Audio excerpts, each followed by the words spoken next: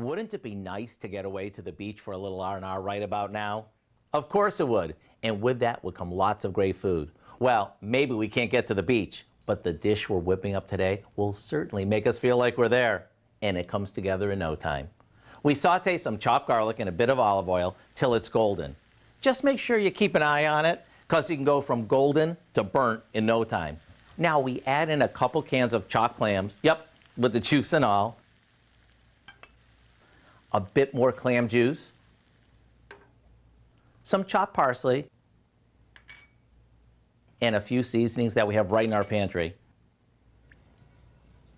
While that simmers, we cook up a pound of linguine, and after we drain it, we top it with the clam sauce, and dinner is ready.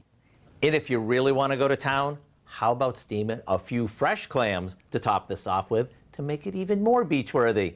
Either way, when you serve up steaming bowls of this, topped with some grated Parmesan cheese, get ready for the taste of summer.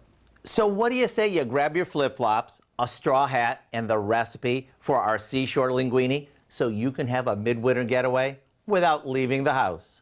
I'm Howard in the Mr. Food Test Kitchen, where today we found a summery way for you to say, ooh, it's so good.